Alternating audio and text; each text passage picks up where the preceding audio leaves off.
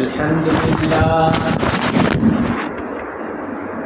لله نحمده ونستعينه ونستغفره ونعوذ بالله من شرور أنفسنا ومن سيئات أعمالنا من يهده الله فلا مضل له ومن يضلله فلا هادي له ونشهد أن لا إله إلا الله وحده لا شريك له ونشهد أن سيدنا ومولانا محمدا عبده ورسوله أما بعد فأعوذ بالله من الشيطان الرجيم بسم الله الرحمن الرحيم وذروا ما بقي من الربا إن كنتم مؤمنين فإن لم تفعلوا فأذنوا بحرب من الله ورسوله وقال النبي صلى الله تعالى عليه وسلم إن الحلال بين وإن الحرام بين وبينهما مشتبهات فمن وقع في الشبهات وقع في الحرام أو كما قال عليه الصلاة والسلام دور شریف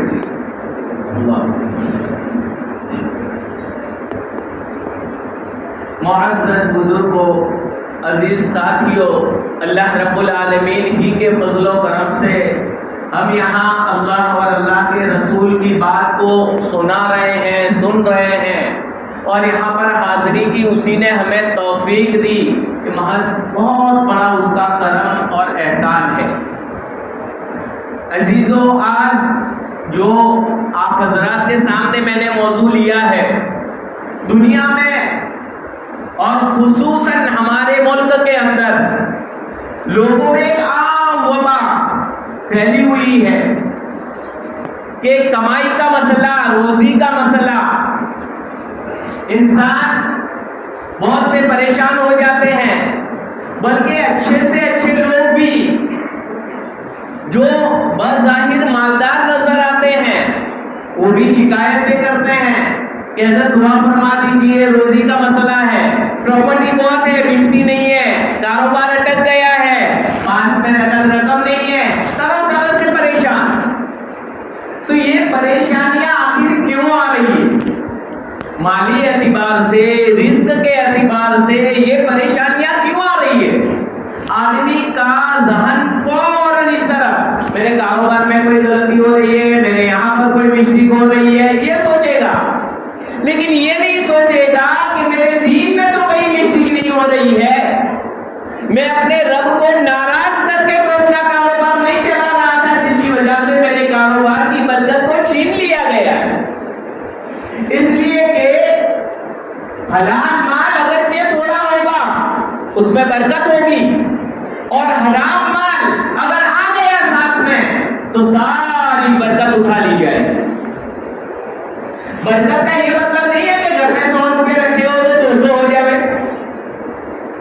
کہ بھائی 100 رکھے تھے، گنتا ہے کہ بھائی برکت ہو گئے، 200 ہوئے کہ نہیں ہوئے۔ یہ برکت کا آخری مطلب نہیں ہے۔ برکت کا مطلب یہ ہے کہ اللہ تبارک و تعالی بڑے سے بڑے کام تمہارے چھوٹے سے انکم کے اندر، تھوڑی سی انکم کے اندر عیش و آرام کے ساتھ وہ کام نکال دے اور گھر میں چین سکون نصیب فرما دے، یہ بہت بڑی برکت ہے۔ آرام سے کھا بھی رہا ہے، آرام سے اپنے شوق پورے کر رہا ہے، جائز شوق پورے کر رہا ہے، اور آرام سے سب گھر میں سکون کے ساتھ رہ رہے ہیں، تو یہ بہت بڑی برکت ہے۔ ایک آدمی لاکھوں کما رہا ہے لیکن چین سے کھا نہیں سکتا، چین سے پی نہیں سکتا، سکون سے زندگی نہیں بسر کر سکتا، کبھی یہ ٹینشن، کبھی یہ ٹینشن، کبھی تو دماغ کی گولیاں کھا رہا ہے، کبھی کہہ رہا ہے بیوی کو دماغی ٹینشن ہو گیا، یہ دوا کھانے جا رہا ہے، وہ دوا کھانے جا رہا ہے، پھر یہ باپو کے چکر میں، وہاں چکر میں، اور ہر لائن سے پریشان ہو رہا ہے. تو یہ برکت نہیں ہے بلکہ بے برکتی ہے. اس لیے ہمیں سب سے پہلے غور کرنا چاہیے کہ ہماری روزی صحیح ہے یا نہیں ہے، ہمارے کاروبار کرنے کا طرز صحیح ہے یا نہیں ہے. یاد رکھے حلال روزی اگر کماؤ گے، حلال روزی اندر جائے گی، وہ اثرات بھی جسمانی پیدا ہوں گے، عبادت کی توفیق ہوگی. مولانا یعقوب صاحب رحمۃ اللہ علیہ دارالعلوم دیوبند کے بہت بڑے بزرگوں میں سے گزرے ہیں، جو فرماتے ہیں، اپنا واقعہ خود ذکر فرماتے ہیں کہ ایک جگہ پر دعوت ہوئی، دعوت میں گئے تو دعوت میں وہاں جانے کے بعد جیسے ہی واپس آئے تو کہنے لگے کہ یہ دعوت میں مجھے نہیں جانا چاہیے تھا. دوسرے ساتھیوں نے پوچھا، علماء کرام نے پوچھا کہ بھائی کیوں حضرت یہ فرما رہے ہیں؟ بھی بہت بڑے عالم تھے. کہا کہ یہ کھانا کھانے کے بعد عبادات میں جو لطف آتا تھا وہ نکل گیا. شبہ والی روزی حرام نہیں، شبہ والی روزی کا ایک لقمہ اندر چلا گیا، ایک مرتبہ کا کھانا اندر چلا گیا تو عبادت کی توفیق میں اور اسی طرح سے عبادت کا لطف اور مزہ یہ سب نکل گیا. اگر انسان حرام روزی سے پیٹ کو بھرے گا، اپنے اندر حرام روزی کا اپنے آپ کو عادی بنائے گا، حرام روزی اپنے اندر ڈالتا جائے گا، تو پھر کہاں سے برکت آئے گی، کہاں سے عبادت کی توفیق ہوگی، کہاں سے وہ نماز پر کھڑا ہوگا، کہاں سے اس کی زندگی میں دین آئے گا، کہاں سے وہ اسلام کے لیے من مٹنے والا بنے گا، اسلامی جذبہ، ایمانی جذبہ اور جوش اس کے اندر کیسے پیدا ہو؟ ہرگز نہیں ہو سکتا. بزدلی پیدا ہوگی، ڈر پیدا ہوگا، انسان دوسری طرف سوچنے والا بنے گا، اپنے ایمان کا جنازہ نکل جائے گا، اور وہی پھر اسی کی اولاد میں مرتد پیدا ہوں گے، اسی کی بہن بیٹیاں غیروں کے ساتھ چلی جائے گی، مرتد ہو جائے گی. یہ سب ہوگا کیوں؟ روزی ایسی چلی گئی ہے پھر. اس لیے حلال روزی بہت ضروری ہے. دیکھیے جب بچہ ماں کے پیٹ میں ہوتا ہے تو ماں کے پیٹ کے اندر جو اس کی پرورش ہوتی ہے تو یہ پرورش خون کے ذریعے سے ہوتی ہے. خون ناپاک ہے، خون بہنے والا خون حرام ہے، اس کو کھانا بھی جائز نہیں، حلال جانور کا بھی جائز نہیں ہے، وہ ناپاک چیز ہے. تو وہ جب ماں کے پیٹ میں دوسری کوئی غذا نہیں، بس وہی خون پائپ لائن کے ذریعے سے، تو وہ خون جو دیا جاتا ہے منہ کے ذریعے سے نہیں دیا جاتا بلکہ ناف کے ذریعے سے دیا جاتا ہے. ناف یعنی ٹوٹی، وہاں سے پائپ لائن جوائنٹ ہوتی ہے اور سیدھا ڈائریکٹ بدن میں چڑھایا جاتا ہے خون. منہ کے ذریعے سے اس کو خون نہیں دیا جاتا. یعنی ہمارا مولا، ہمارا رب، ہمارا اللہ اتنا کریم ہے کہ وہ چاہتا ہے کہ میرے بندے کو اپنا منہ پاک اور صاف رکھنا ہے، اپنے منہ سے میرا پاکیزہ نام لینا ہے، میرے نبی کا نام لینا ہے، کلمہ اور درود پڑھنا ہے. تو یہ منہ، اس منہ کے ذریعے سے کلام اللہ کو پڑھنا ہے. یہ منہ بالکل پاکیزہ رہنا چاہیے، اس کے ذریعے سے کوئی حرام چیز اس کے پاس نہیں جانی چاہیے. لہذا اللہ رب العالمین نے منہ کے ذریعے سے وہ غذا نہیں دی بلکہ ناک کے ذریعے سے انتظام کیا. اب وہی انسان جب دنیا میں آتا ہے، بڑا ہوتا ہے، تو نہ حلال دیکھتا ہے نہ حرام دیکھتا ہے، جہاں سے آیا لقمہ منہ میں ڈالتا ہے.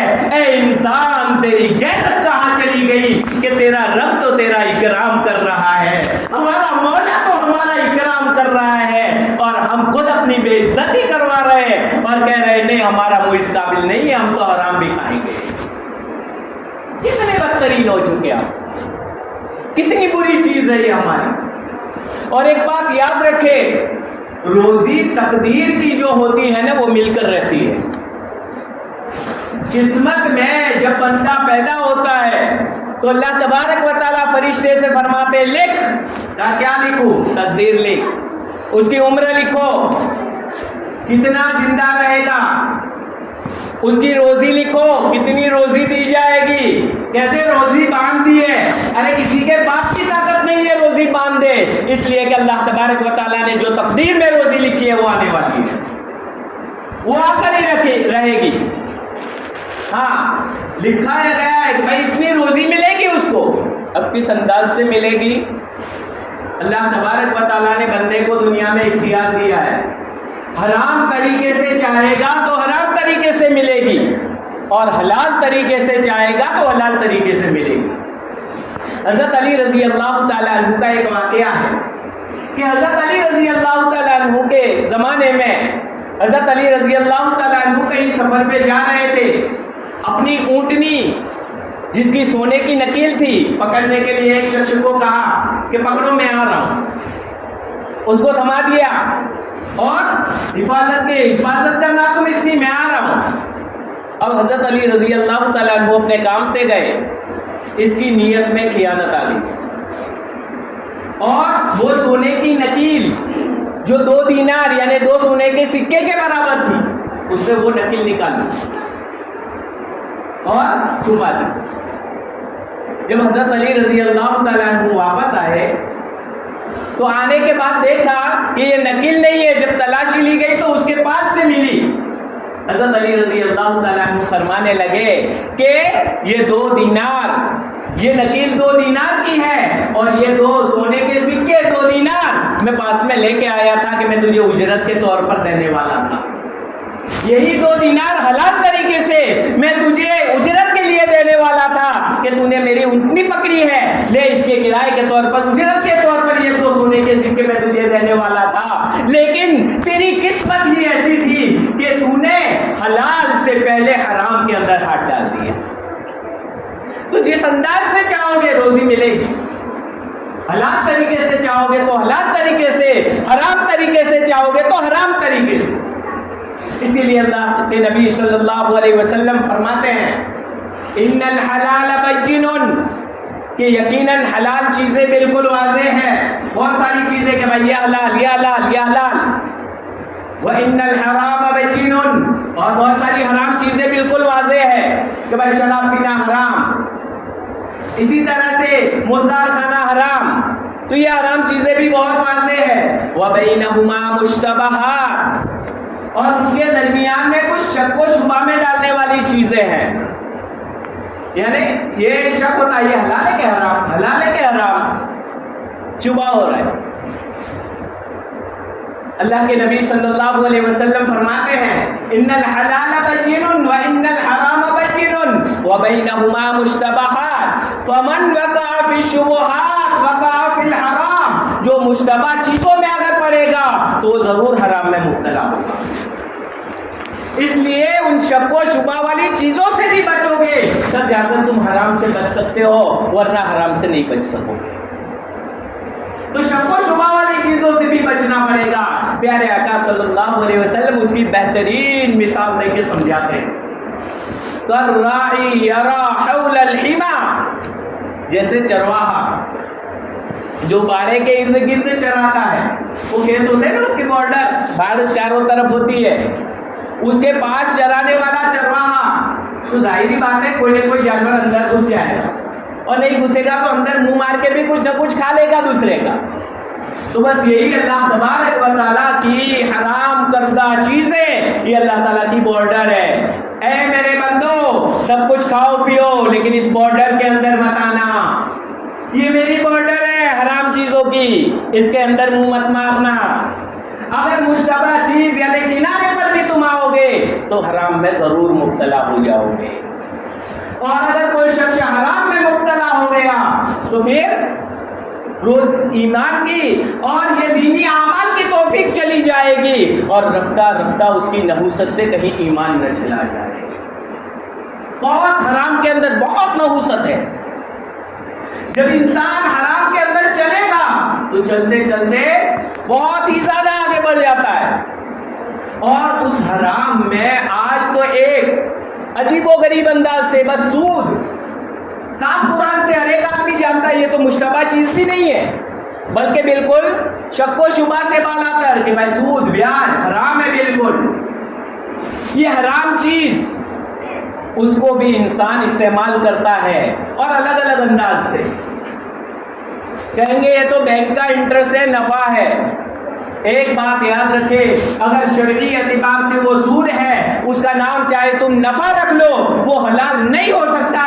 جیسے شراب، اس کا نام تم شربت رکھ دو تو اس کی وجہ سے وہ شراب حرام نہیں ہو سکتی. اسی طرح سے نام بدلنے سے حرام چیز حلال نہیں ہو سکتی. یاد رکھیں، ہم تو پروفٹ دے رہے ہیں، یہ پروفٹ نہیں ہے. علماء کرام سے پوچھے، مفتیان کرام سے پوچھے، پوچھ کر معلوم کریں کہ یہ جائز طریقہ ہے یا ناجائز. جب اللہ کے نبی صلی اللہ علیہ وسلم کے زمانے میں سود کی ممانعت وارد ہوئی، سود کی منائی وارد ہوئی اور سود سے روکا گیا اور فرمایا وَذَرُوا مَا بَقِيَ مِنَ الرِّبَا إِن كُنتُم مُؤْمِنِينَ. اگر تم مومن ہو تو باقی سود کو چھوڑ دو، آج سے سارا سودیں چھوڑ دو. سود اس زمانے میں جب کسی کو ضرورت پڑتی تھی، کوئی مجبور ہوتا تھا، قرضہ لیتا تھا اور قرضہ لے کر اس کے بدلے میں اس کو کہ بھائی اتنے زیادہ دینے پڑیں گے مجھے، تو یہ شرط لگائی جاتی تھی، یہ سود تھا. تو کہا کہ جنہوں نے بھی قرضہ لیا ہے بس قرضہ خالی واپس لو، باقی معاف کر دو، چھوڑ دو. اگر تم مومن ہو تو گویا مومن نہیں ہو تو جو کرنا ہو کرو، لیکن ایمان والے ہو تو ایمان کا تقاضا یہ ہے کہ یہ چھوڑ دو. اور سود کس کو کہتے ہیں؟ کل قرض جر نفعا فهو ربا. ہر قسم کا قرضہ لیا اور اس سے کسی بھی طرح کا فائدہ اٹھایا گیا تو یہ سود ہے. پیسے دیے، قرضہ دیا 1 لاکھ 2 لاکھ اور کہا کہ ہر مہینے اتنے فکس دیں گے تم کو نفع، یہ نفع نہیں ہے، سود ہے، حرام ہے. اس کی متبادل صورت ہے کہ اگر ایک آدمی کے پاس پیسے ہے، دوسرے کے پاس پیسہ نہیں، وہ کاروبار کی مہارت رکھتا ہے اور کاروبار کرنا چاہتے ہیں تو دوسری شکل ہے اس کی جائز. جائز شکل یہ ہے کہ یہ آدمی اس کو پیسے دے دے، پہلے 1 لاکھ روپئے اور تو کاروبار کر، جو بھی نفع آئے گا نفع میں سے پرسنٹیج طے کر، اتنا نفع تیرا، اتنا نفع میرا. تو نفع میں سے پرسنٹیج طے کیے جاتے ہیں. نفع نہ ہو تو بھی دینے کا، نفع زیادہ ہو تو بھی ایک فکس اماؤنٹ دینے کی، تو یہ سود ہو جائے گا. تو یہ سود بیاج بالکل حرام اور خطرناک گناہ ہے، بہت بڑے وبال کا حامل ہے یہ گناہ. اور حلال روزی کی انسان فکر میں اتنا مبتلا ہو جاتا ہے کہ سب کچھ بھول جاتا ہے. اسی لیے اللہ والے کہتے ہیں کہ جن چیزوں کی ذمہ داری اللہ سبحانہ و تعالیٰ نے انسان کو یعنی ہم سب کو دی ہے، اس میں تو ہم مطمئن ہو جاتے ہیں. یعنی دنیا میں ہمیں بھیجا گیا ہے آخرت کی تیاری کے لیے. جنت کی کوئی گارنٹی نہیں، ایمان اور نیک اعمال کرو گے تو جنت ملے گی، ورنہ نہیں. تو یہ تو تم پر ہے، ہم سب پر ہے کہ بھائی عبادت کریں گے، رب کو راضی کر کے جائیں گے تو جنت ملے گی، ورنہ جنت نہیں مل سکتی. اس میں تو آدمی بے فکر ہو جاتا ہے، مطمئن ہو جاتا ہے. اور وہ روزی جس کی ذمہ داری اللہ سبحانہ و تعالیٰ نے لی ہے، اللہ سبحانہ و تعالیٰ نے جس کی ذمہ داری لی ہے، اس میں آدمی جب رب نے کہا کہ بھائی روزی کی ذمہ داری میری ہے، وَمَا مِن دَابَّةٍ فِي الْأَرْضِ إِلَّا عَلَى اللَّهِ رِزْقُهَا، کہ زمین پر کوئی رہنے والا جانور نہیں ہے مگر یہ کہ اللہ تبارک و تعالیٰ فرماتے ہیں میرے ذمہ اس کی روزی ہے، اللہ تعالیٰ پر اس کی روزی ہے. تو یہ روزی کی ذمہ داری اللہ رب العالمین نے دی ہے. انسان اس کے پیچھے مارا مارا پھرتا ہے، اسی کی فکر میں لگ جاتا ہے. کہا جاتا ہے فتح رحیمیہ کے اندر مفتی عبدالرحیم صاحب نے بہت بہترین مثال دی ہے کہ کوا، اس کے بچے کہ وہ چھوٹے ہوتے ہیں نا، تو وہ ایک قسم ہوتی ہے کوے کی، اس میں تو اس کے بچے کالے نہیں ہوتے، کلر سفید سا اور اس طرح کا ہوتا ہے. تو اب یہ دیکھتا ہے کہ یہ تو میرے بچے نہیں ہیں، تو اس کی والدہ اور یہ اس کو کھانا دینا بند کر دیتے ہیں، کھانا دینا بند کر دیتے. چھوٹے سے بچے، نہ اٹھنے کی طاقت ہے، نہ گھونسلے سے باہر نکلنے کی طاقت ہے، کھانا پینا بند. اب کہاں وہ بچے منہ کھول کر اس طرح کھڑے رہتے آسمان کی طرف. اللہ سبحانہ و تعالی ہوا کے ذریعے سے کیڑوں مکوڑوں کو اس کے منہ میں ڈالتے ہیں اور اس کو کھا کر ان کی زندگی بچتی ہے. اور آہستہ آہستہ جب کالا کلر دکھنے لگتا ہے پھر ان کے جو کوے وغیرہ وہ ان کو کھلانے لگتے ہیں. تو یہ روزی کا اللہ سبحانہ و تعالی کا ایک نظام ہے. اس نظام کے تحت اللہ سبحانہ و تعالی ہر ایک کو روزی دیتے رہتے ہیں. تو یہ روزی کا نظام اللہ رب العالمین نے اپنے ذمہ لیا ہے. جب اپنے ذمہ لیا ہے تو اس میں انسان کیوں فکر کرے اور حلال طریقے سے کمائے. یہ اللہ تعالیٰ کا حکم ہے، لیکن اس انداز سے کمائے کہ کہیں حرام کا شبہ نہ آ جائے. روزی کی مثال میں آپ کو بتلاؤں کہ روزی کی مثال میں آپ کو بتلاؤں اللہ سبحانہ و تعالیٰ نے حضرت مریم علیہ السلام ان کو جب حاملہ ہو گئی،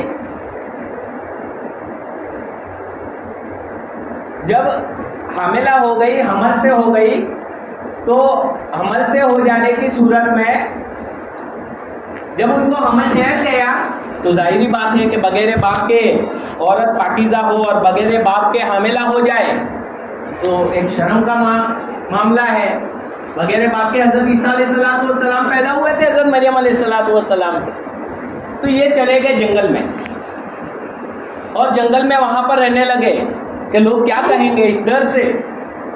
جب سیدنا عیسیٰ علیہ السلام کی ولادت ہوئی تو اب حضرت مریم علیہ السلام نے اللہ سبحانہ و تعالیٰ سے دعا فرمائی، اے اللہ بھوک لگی ہے، اے اللہ بھوک لگی ہے. تو اللہ سبحانہ و تعالیٰ اگر چاہتے تو آسمان سے دسترخوان بھی نازل فرماتے جیسے عیسیٰ علیہ السلام پر نازل فرمایا تھا، لیکن نہیں، یہ نہیں فرمایا. قرآن نے اس قصے کو ذکر کیا ہے، بلکہ ان کو فرمایا وَهُزِّي إِلَيْكِ بِجِذْعِ النَّخْلَةِ تُسَاقِطُ عَلَيْكِ رُطَبًا جَنِيًّا. یہ کھجور کا خشک تنا ہے نا، اس کو تھوڑی حرکت دے دو. سوکھا ہوا کھجور کا تنا ہوتا تو یہ کہتے ہیں بھائی کھجوریں آئی ہوئی ہو اس کو حرکت دو تو کھجوریں گرے گی. یہاں تو سوکھا تنا ہے، کھجوریں نہیں ہے، کچھ بھی نہیں ہے. اس کو کہ تھوڑی سی حرکت دے دو کیا ہوگا؟ تُسَاقِطُ عَلَيْكِ رُطَبًا جَنِيًّا، تم پر تازہ کھجوریں گرے گی. ارے بھائی تازہ کھجوریں کہاں سے؟ یہ تو سوکھا ہے. وہ کہاں سے گرے گی وہ تم کو نہیں دیکھنا ہے، تم اپنی کوشش کرو. سمجھ رہے ہیں؟ تم اپنی کوشش. فوراً انہوں نے حرکت دی، تُسَاقِطُ عَلَيْكِ رُطَبًا جَنِيًّا، تازہ کھجوریں گرنے لگی. کھائی، پانی دیا، پانی کا گیا، پانی پیو. تو یہ حضرت مریم علیہ السلام کے اس قصے کو قرآن کریم میں نقل فرمایا. مفسرین کرام نے اس سے نقطہ بیان فرمایا ہے. وہ نقطہ یہ کہ اے انسان، اشارہ مل رہا ہے، اے انسان تو اپنے حلال طریقے سے کاروبار کر اور اللہ تعالیٰ سے دعا کر، روزی تیری تقدیر کی مل کر رہے گی. کیسے ملے گی وہ اللہ رب العالمین کو دیکھنا ہے، تمہیں دیکھنے کی ضرورت نہیں ہے. حلال طریقے سے جاؤ، سستی مت کرو، کام کرو لیکن جائز طریقے سے. میں دکان بند کر دوں گا، میری روزی میں کمی آ جائے گی، نماز پڑھنے چلا جاؤں گا تو نہیں، وہاں نہیں آئے گی. اللہ سبحانہ و تعالیٰ وہ کام سنبھالیں گے. تو یہ حلال جتنی بھی تم حلال طریقے سے چاہو گے اللہ رب العالمین ضرور بھی ضرور تمہیں رزق عطا فرمائیں گے. اور اگر حرام میں مبتلا ہوں گے، خصوصاً سود کا وبا، سود جو آج دنیا میں عام ہو رہا ہے، طرح طرح سے شکلیں. بلکہ ایک جگہ تو شکل سامنے آئی کہ ڈرو چلتا ہے حج کے لیے، 5,000 پہلے بھر دو، اگر پہلے ہفتے میں نام کھل گیا تو 5,000 میں حج میں جانے ملے گا، دوسرے میں تو 20,000 میں، تیسرے میں اس طرح، اور آخر میں 1,00,000 یا 85,000 یا جو بھی ان کی فکس اماؤنٹ اللہ کے گھر میں لے جانے میں بھی سود اور قمار کا مجموعہ. کیسی کیسی اسکیمیں نکال رہے ہیں دیکھو تو صحیح. اللہ کے گھر کی زیارت عمرہ میں لے جانے کی، یہ عمرہ کے لیے، تو یہ عمرہ پاکیزہ جگہ میں لے جانے کے لیے بھی کیسی شکل؟ سود اور جوئے والی. تو یہ اب سنیے، اگر سود سے باز نہیں آئے، اللہ تبارک و تعالیٰ نے قرآن کریم میں کیا فرمایا؟ میں آیت کریمہ میں نے تلاوت اس کو بتا رہا تھا کہ وَذَرُوا مَا بَقِيَ مِنَ الرِّبَا، اب آج سے باقی سود کو چھوڑ دو. ان کنتم مؤمنین، اگر تم مومن ہو، اور اگر تم ایسا نہیں کرو گے تو فَإِن لَّمْ تَفْعَلُوا، اگر تم نے ایسا نہیں کیا، فَأَذَنُوا بِحَرْبٍ مِّنَ اللَّهِ وَرَسُولِهِ، تو اللہ اور اللہ کے رسول کی طرف سے اعلان جنگ سن لو. اللہ اور اللہ کے رسول کی طرف سے اعلان جنگ سن لو. کس کی طاقت ہے؟ ذرا اپنے آپ میں غور کر کے بتلائے کہ میرے اندر طاقت ہے کیا کہ میں اللہ تعالیٰ سے اور اللہ کے رسول کا مقابلہ کر سکوں، اللہ تعالیٰ سے لڑ سکوں، اللہ کے رسول سے میں لڑ سکوں. گویا سود کھانے والا یہ کہہ رہا ہے کہ میرے اندر طاقت ہے، میں اللہ تعالیٰ سے مقابلہ کروں گا. پھر جب اللہ تبارک و تعالیٰ کی طرف سے پھٹکار لگتی ہے، در بدر ٹھوکریں کھاتا ہے، گھومتا ہے. دعائیں کر دیجئے بھائی، دعا یہاں کہاں سے کام آئے گی؟ اس لیے کہ تم نے رب سے دشمنی کی ہے اور رب کے سامنے اعلان جنگ کیا ہے. سوچنا چاہیے ہمیں، سود کتنی بڑی وبال، کتنا بڑا وبال ہے سود میں. ایک روایت میں اللہ کے رسول صلی اللہ علیہ وسلم نے فرمایا، دیکھیے اس میں بھی علماء کرام نے لکھا ہے کہ شراب پینے پر اللہ تعالیٰ نے جنگ کا اعلان نہیں کیا. گویا شراب کا گناہ بھی سود کے گناہ کے برابر نہیں.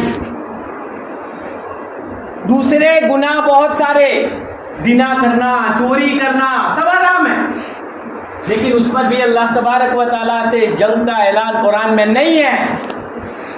اگر شریعت میں، قرآن میں اللہ تبارک و تعالیٰ نے اعلان جنگ کیا ہے دو چیزوں کی وجہ سے. ایک تو سود کھانے والوں کے لیے کہ سود کھانے والے اللہ تعالیٰ کے سامنے اللہ اور اللہ کے رسول کا جنگ کا اعلان ہے ان کے سامنے، اور دوسرے اللہ والوں سے دشمنی رکھنے والے، اللہ والوں کو پریشان کرنے والے، اللہ والوں سے دشمنی رکھنے والے، ان کے لیے اللہ اور اللہ کے رسول کی جانب سے جنگ کا اعلان ہے. دو چیزیں، ان کے علاوہ کوئی ایسا گناہ نہیں ہے کہ جس میں وبال، جہنم اور عذاب، بہت ساری دھمکیاں دی گئی ہے، لیکن ایسا کوئی گناہ نہیں ہے جس میں اللہ تبارک و تعالیٰ اور اللہ کے رسول کی جانب سے اعلان جنگ ہو.